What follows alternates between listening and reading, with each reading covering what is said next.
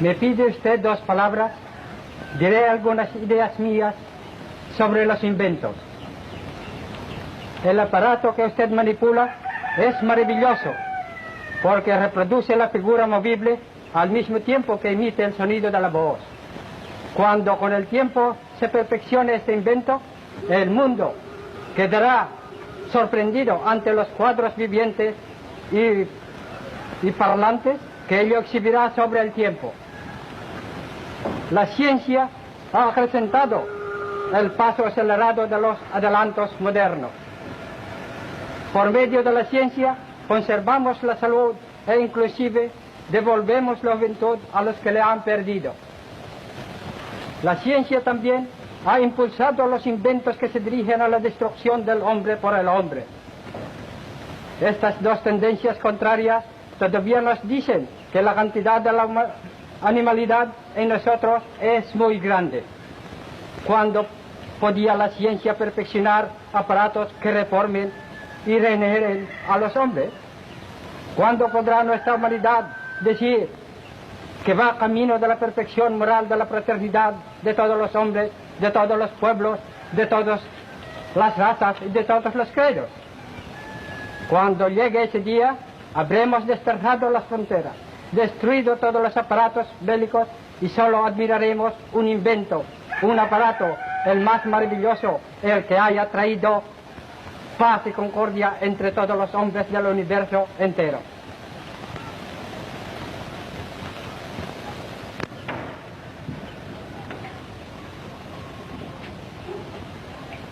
I take pleasure in sending the following greeting to the United States and to the world at large.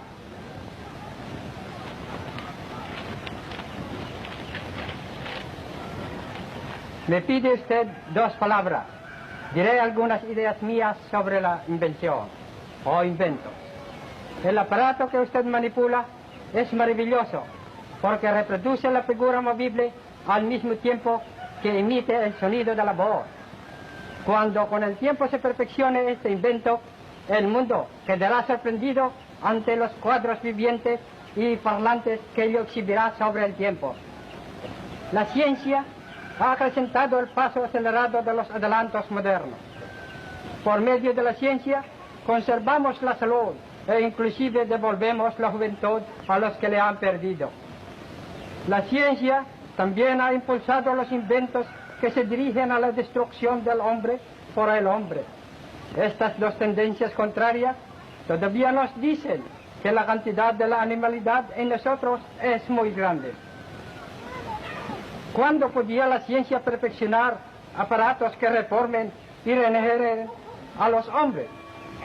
¿Cuándo podrá nuestra humanidad decir que va camino de la perfección moral, de la fraternidad de todos los hombres, de todos los pueblos, de todas las razas y de todos los credos? All issue of the world will depend upon your ability to save this continent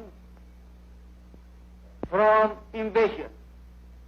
For I feel perfectly certain that as long as these republics are free, they will be able to make all the liberty-living peoples of the world maintain and preserve their own freedom. Administration.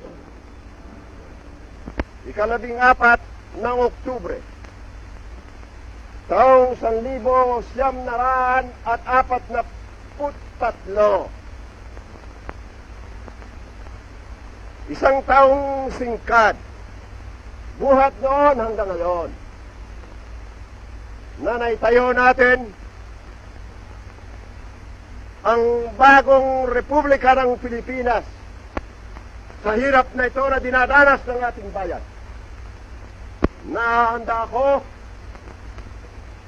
na magpatuloy sa daang makikita ninyo na aking inilalagda sa pamamagitan ng tulong ng aking mga kasamahan sa pamahalaan upang tunay maging wagas maging dalisay sa gitna ng isang digmaan, ngayon idinadaos sa isang sinuko, sa gitna ng kagutuman, sa gitna ng kamatayan, sapagkat ang kamatayan may matamis, katulad ng itinuro ng ating mga bayani, kung iya'y magbubunga ng isang pag-asa at ng isang adahikain, pinagpakamatayan. Supreme Court Justice Jackson swears in Vice President Sergio Osmeña as President of the Philippine Commonwealth in Washington. After Maria, his proud daughter, has congratulated him, the new president signs his oath of office.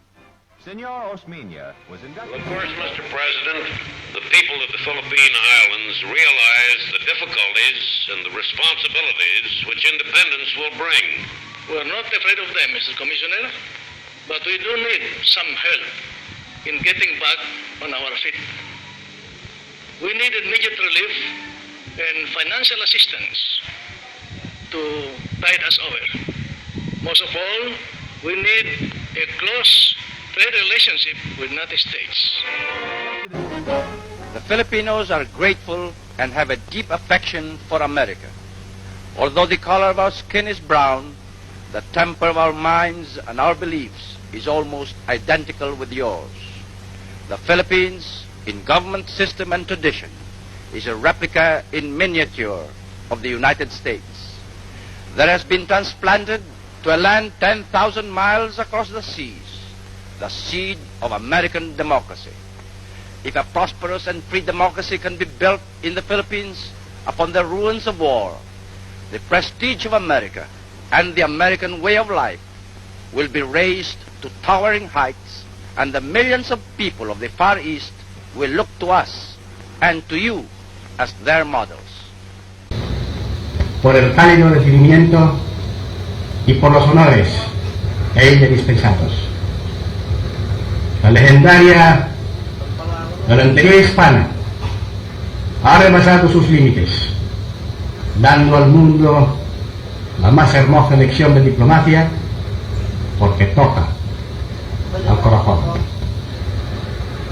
Nada halaga tanto mi vanidad de padre y jefe ejecutivo de la nación como el pensar que el tránsito fugaz de mi hija por tierras españolas ha sido la chispa que ha encendido la hoguera que ha de alumbrar el destino de los dos pueblos. In the Philippine elections. His wife and daughter can now reclaim the one-time mechanic and World War II hero who rose to become constitutional head of the infant Philippine Republic and her 20 million people. I have been warned that too much is expected of this administration, that our people expect the impossible. For this young and vigorous nation of ours, it's really impossible.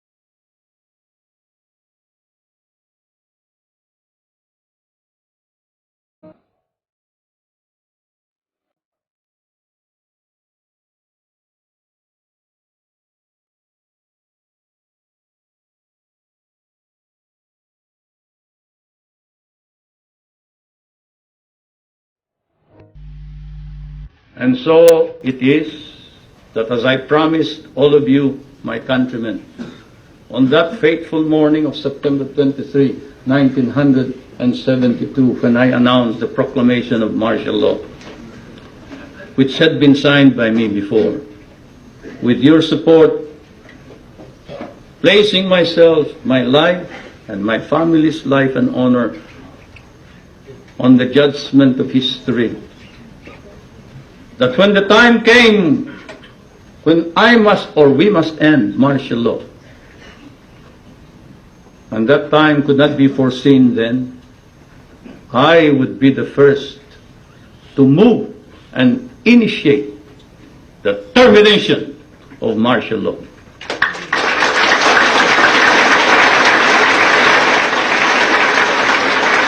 It is after deliberate, sober judgment and soul searching that I come before you and say, it is now time to terminate martial law. Thank you very much, President Reagan. Mrs. Reagan, members of the Cabinet, distinguished guests, my friends, on behalf of the 50 million people of the Philippines, Mrs. Marcos and I express our gratitude for your warm welcome to Washington and to the United States of America. This great and beautiful city, that is one of the few cities that was built as a capital for a great nation, is indeed, as has been written, the key to knowing the secret of America. And this house of the American people, an American frontier that never vanishes. Your beautiful city with its grand memorials, its monuments, its walks, is indeed a city that memorializes the great achievements of your people for the past 2 centuries. But more than that, it keeps offering to the enterprising and the talented, the courageous and the strong, the rewards of effort and of initiative. At the same time, as I stand here on American soil, I realize that I stand on what may be the center of the government of the United States of America, here where, as I have often stated, the future is being born. The future is being born depending upon the man who is in the White House. And the man who is in the White House today certainly is creating a new future for our world.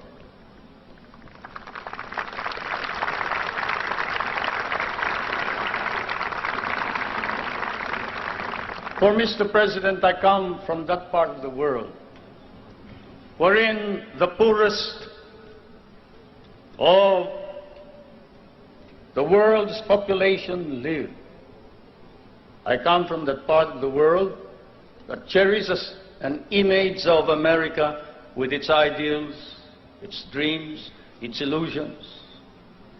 I come from the Philippines, a part of Asia which has been molded along the principles of American democracy.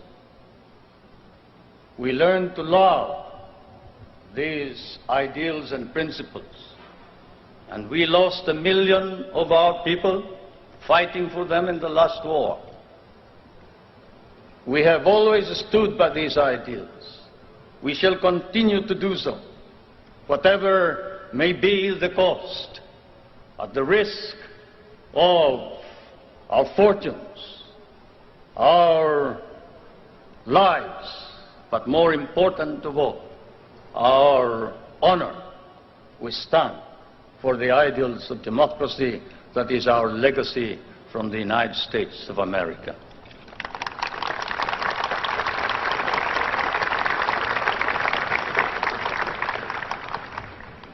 I did not come to burden you further with additional problems, Mr. President. For I know that, as I have said in many a speech before my own people and before the world, fate and destiny has decreed that the United States of America be the trustee of modern civilization against the threat of a possible second dark ages. And America cannot fail. And therefore, we, the Filipino people, come and bring to you a prayer that God, in His divine providence, may grant you guidance, strengthen both your heart and hand, so that that hand may be strong on the lever of power and save our humanity.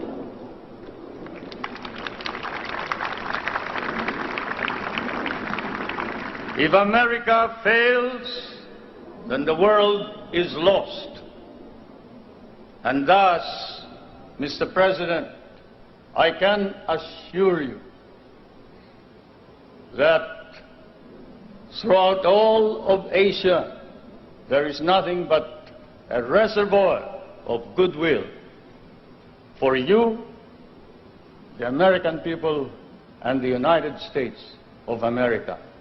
Once again, may I say thank you for your warm welcome and your hospitality, which I know we will never be able to reciprocate. Thank you.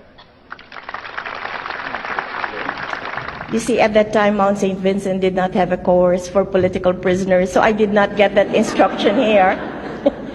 Anyway, as I said, it was my husband who taught me all about political prisoners, on democracy, and on human rights.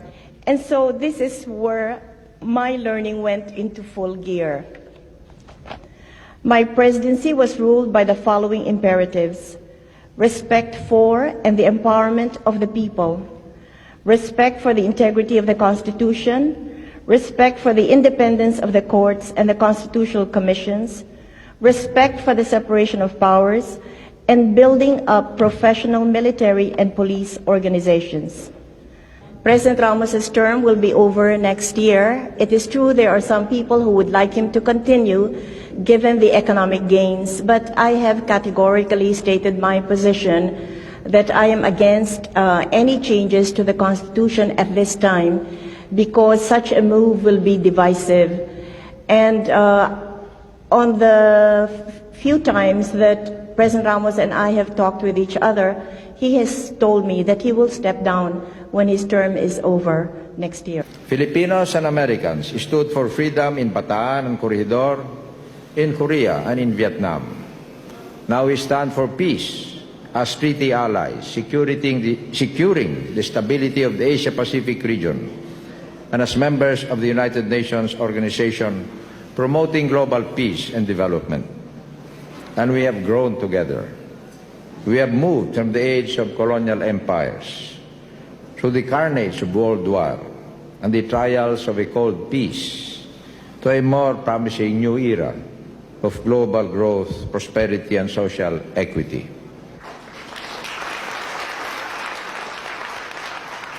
From the business community, market reform and productivity, social reform and democracy, these are the pillars of our new era, where human liberation and human development, as in the Philippines, are proven to work best when applied together in pursuit of the common good.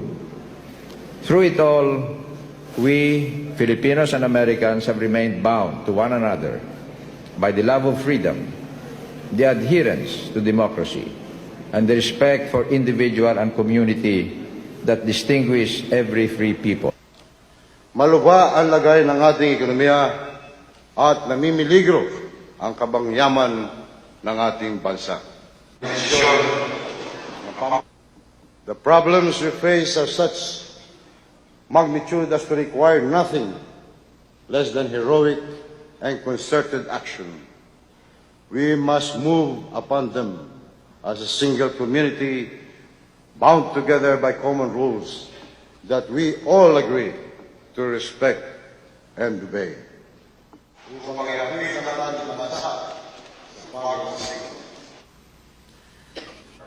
I order the Presidential Commission on Good Government to go forward on all ill-gotten wealth cases with all the evidence it has taken 12 long years to collect.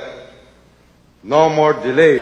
My fellow Filipinos, we come together tonight as we approach a hallmark of democracy for our great nation, the smooth transition of power to a new leader. We have just come through a historic election. It was open and it was modern. As a result, we were able to declare winners in hours and days rather than weeks and months. The face of politics in our nation has changed forever. Kahit kaliwat kanan na ang ebidensya ng pagbabago, mayroon pa rin kontra sa dangmatwin. Ang hirit nila, mabagal daw tayo. Kapag sila raw ang naging Pangulo, sigurado gaganda ang buhay. Sa mga medyo maedad po, ang isasagot natin, ganon. Sabay taas raw po ng kilay. Para naman sa kabataan, iba na raw po ang sagot nila sa ganong pahayag. Ang tugon daw ang uso ngayon di wow. Paano nila gagawin ang mga pangakong yan? Ang sagot nila, basta. Nasaan ang detalye at konkreto mga plano? Basta. Paano niyo ipapatupad ang inyong mga pangako? Basta. Pakiramdam yata nila nadadaan sa basta-basta ang solusyon sa ating mga problema. Wala pa rin talagang gamot na naiimbento para sa mga nagbubulag-bulagan at nagbingi-bingihan. I challenge you now. I challenge the Catholic Church. You are full of shit. At mabaho rin kayong lahat. Corruption and all. Yun lang pagtanggap ninyo, paggamit, paghingi ninyo ng pajero. Hindi na kayo nahiya sa sarili ninyo. Kamahal-mahal yung putang ina na maraming Pilipino wala pang kain. Kaya sabi ko, one day, pag hindi na, I will write a book. Hypocrisy. Lahat yan, politician, nagmamakalinis, manwari. Pero kayo ang starring dyan. I will start from the day nung bata pa.